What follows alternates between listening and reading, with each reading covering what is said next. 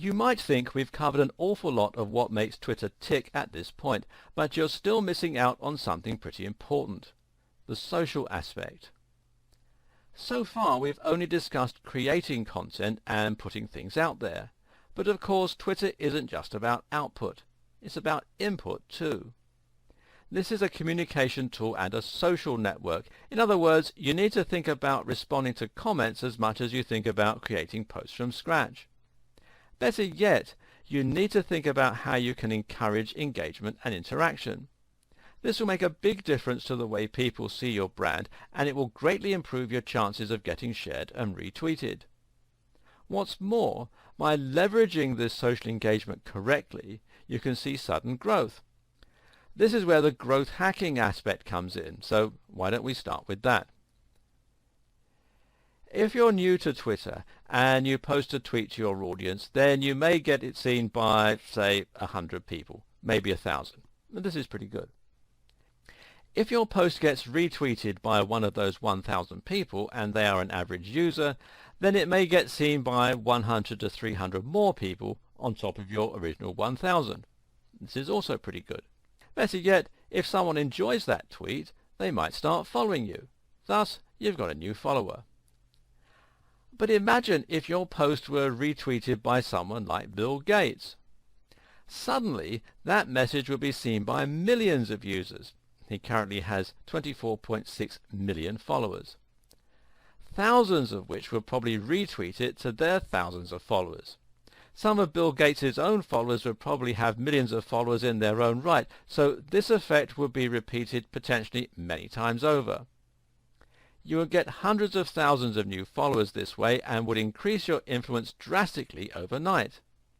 That's a growth hack because you've gone to 1 million followers overnight instead of taking it the usual several years.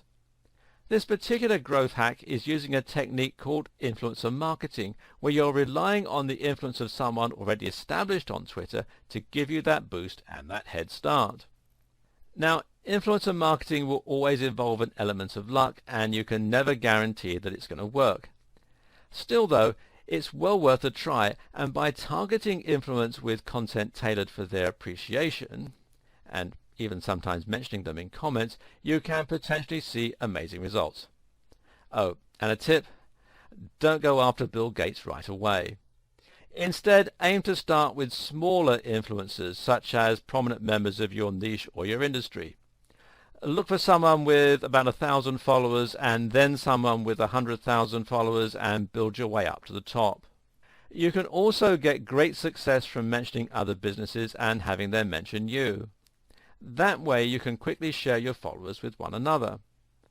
This can even work with direct competitors, but you're more likely to be successful with business partners and companies that provide supplementary services to your own. If you build websites, then looking for an SEO company and promoting each other is a good strategy.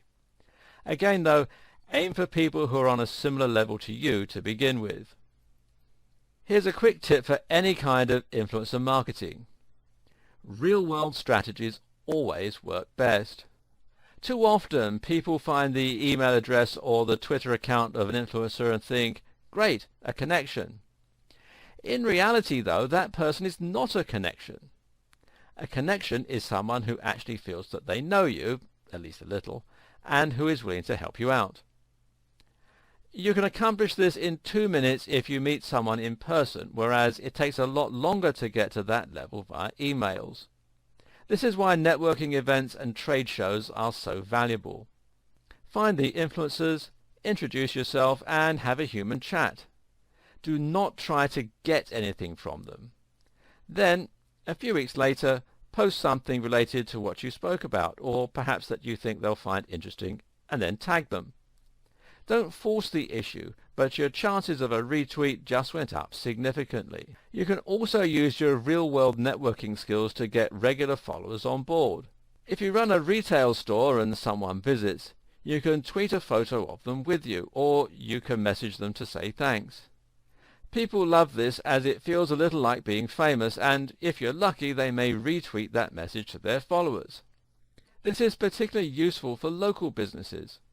If they're a local customer, then chances are their connections also live locally. In the next video, I'll talk about some more ways you can engage with your audience.